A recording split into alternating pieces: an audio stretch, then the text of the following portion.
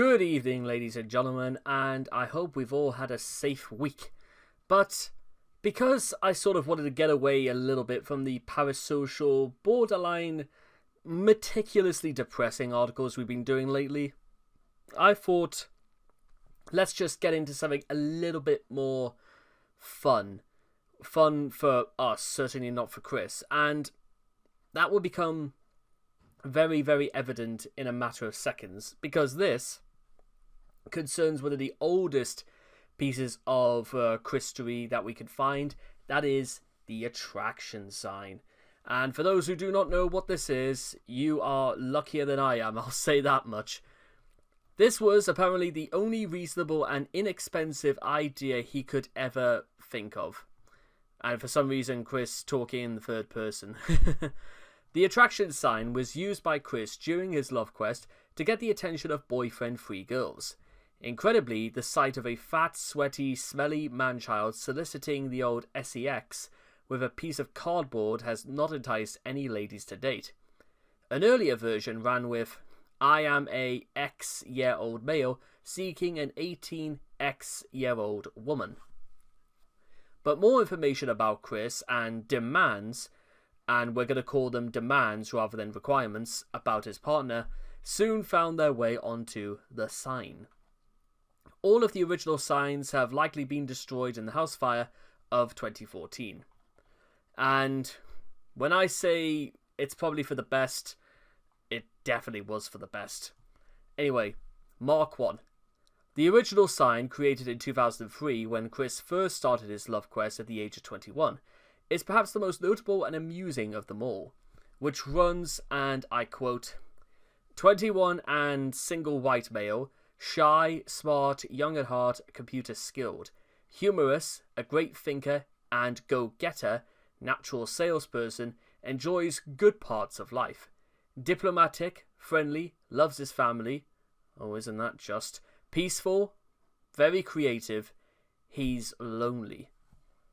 Seeking a cute 18 to 21-year-old single female companion, star 18 to 21 years of age, does not already have a boyfriend, single, average to slender weight / body type, white, lives in Charlottesville or Ruckersville area, does not smoke or drink alcohol, happy, positive personality, average to high income, drives a vehicular," with an image of Sonichu's face. And also there's this part: "If any men read this huge sign, mind your own business. And to all men with girlfriends except marrieds and blacks, go jump off a cliff. Have a nice day, smiley face." Now, you may be thinking to yourself that something that ends off that egregiously aggressive and forceful would seem a bit of a turn-off. You're right, and I'll just say that for the record right now, guys. Yeah, don't do this. I know this is stating the obvious, but unfortunately, even at 21, Chris seemed a little bit stagnated in this methodology.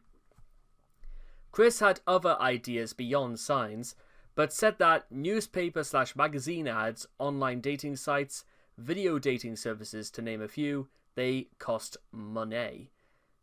Not that it's ever stopped Chris from spunking money before, but meanwhile, the sign in college.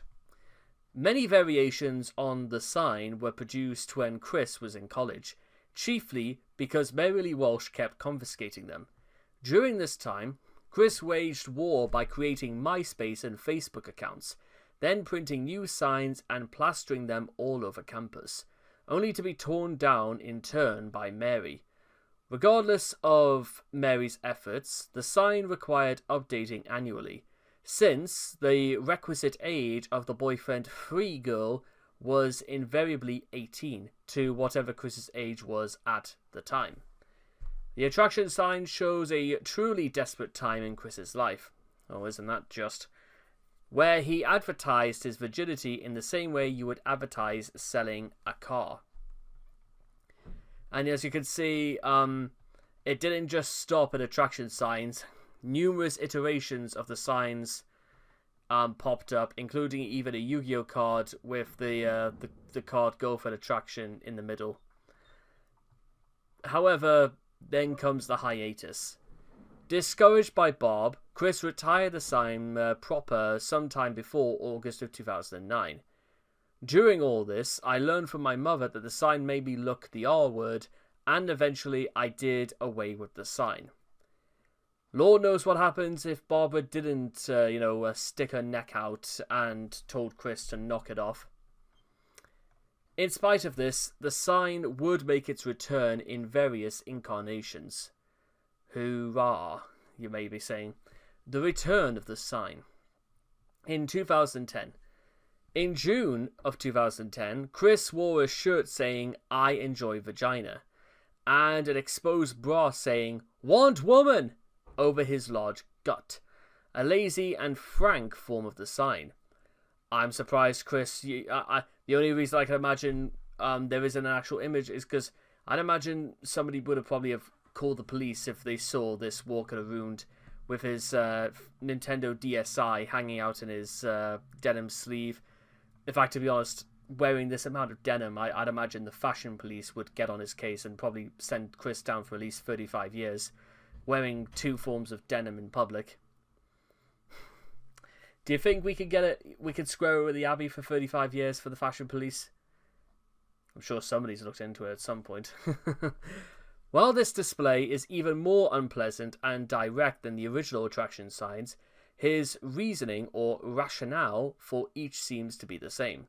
If he just reveals to boyfriend-free girls what he wants via literal verbal language, any of them will want to give it to him, regardless of how bizarre, off-putting, and out of touch with their wants and needs that revelation is. This lends even further credence to the ridiculous sense of entitlement, and that he never understood why the sign made him look like the R word in the first place, and he hasn't grown, matured, or learned anything since he stopped using it. I would say, to be honest, the only reason why he stopped doing it at all was because his mom told him it made him look weird and stupid.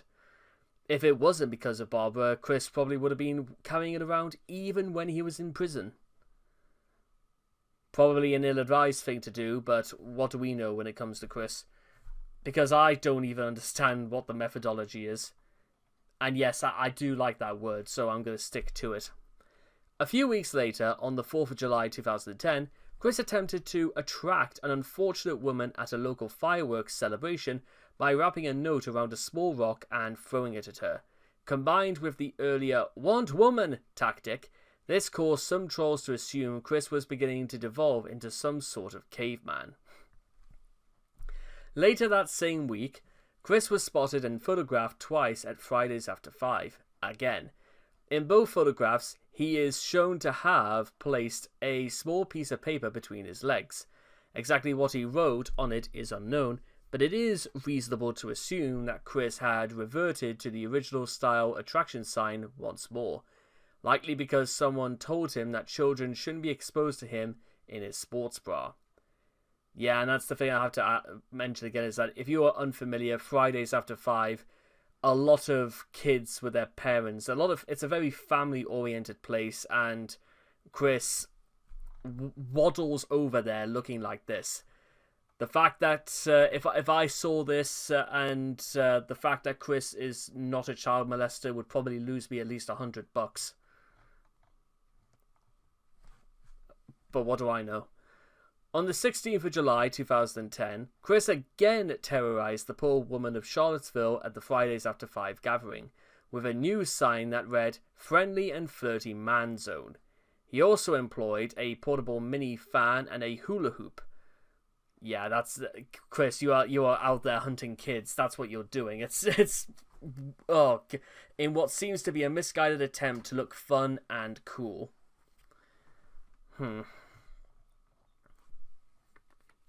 Anyway, the sign in 2012. By the time Chris put some normal clothes on, in a February 2012 Facebook status update, Chris mentioned that he planned to wear a sign around his neck that says, "If you like me, tell me." Whether or not he actually did this was never documented, but knowing Chris, this was certainly not an idle threat. In April of 2012, Facebook's status revealed that Chris planned to go back to his roots in stalking innocent women in public with the sign. The time is too great, and these grave, desperate times, I'm going to start going back to the Fashion Square shopping centre in Charlottesville, Virginia, with my sign and going into my sweetheart search and full-on guns a-blazing. Because you know what they say, guys, in the words of Robert the Bruce, if at first you don't succeed, try again, and they'll be sent back over Hadrian's Wall to think again. Here I am sitting here thinking to myself, did it never occur to Chris, maybe at least once, that if it didn't work the first time, or the second time, or the third, fourth, fifth, sixth, or seventh, why do you think the 8th time this is going to work? Yeah. He later revealed in another note that he was lying in a baffling attempt to troll the trolls. Even though I'm pretty sure a lot of them have moved on, and to be honest, I don't think anybody would have cared either way. OkCupid and the sign in 2014. In July 2014, Chris made a new OkCupid account, which resulted in a few new photos of him in full Tonga regalia. One horrifying picture shows Chris looking 20 years older than he is and brandishing a new sign, this time made out of Legos, stating, "Hey ladies, I'm single, please ask me out."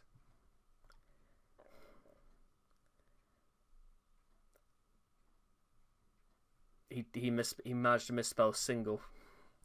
There's an E in single. It is unknown if he uses or intends to use the new sign in public. Physically speaking, his OkCupid profile was a public site. Chris's 2014 OkCupid account also revealed the fact that he has finally conceded to raise the minimum age of his sweetheart. Thank God for that. Up to 23. Probably having realized the minimum age of 18 was becoming very inappropriate. However, 23 is still a large disparity with Chris's age when he wrote it, age 32, and he still absurdly demands his sweetheart to be younger than himself, even though he clearly wants them to serve largely as his mother figure. Yeah, because, and you know what, guys, I'm just going to say this for the record right now. If you are going to actually try and put yourself out there on a dating website, I have not used dating websites since probably by the time I graduated university 6 years ago, and I am definitely never using them again. But from what I know, guys, if you want to actually make yourself a little bit more attractive to people, here's a very quick tip. Smile every so often. Just smile a little bit. Now, you may be saying that Chris was in a bit of a chronic state of depression, and whilst it's very, very hard to say if it is or is not true, did Chris never think about looking into why people, are attractive? What's Chris's stance on people being attractive? So it's an interesting discussion, and that brings us to the end of this one. So they say that there's somebody out there for everybody, but even in 2025, because we have no idea what we're supposed to make of, Flutter or anything like that, but what are the chances of somebody being interested in a bald, overweight man-child who molests his own mother, has never worked a day in his life, drives like somebody who's trying to get the F out of Dodge, and just what I'm trying to say is that Chris is a little bit out of his depth, and like everything else, he has decided to put no effort whatsoever to improving any aspect of himself physically, emotionally, or anything else in between. Because if anything, the attraction sign and Chris's stance on romance seems almost mirrored to the point of where it's almost interchangeable with his ego. Because do you think Chris has bothered to try to do anything different or new or anything to actually better himself in the dating scene or just in any scene whatsoever. Well, all I was going to say before we end is that if this had anything to do with it, I think Chris would be involved in a very, very dark scene, to say the least. I know this was 15 years ago and all that, but how anybody didn't call Chris out on all of this, I will never know. But with all that being said and done, I hope all of you guys enjoyed this wee petite little article, but I'll see all of you guys again next time. Thank you.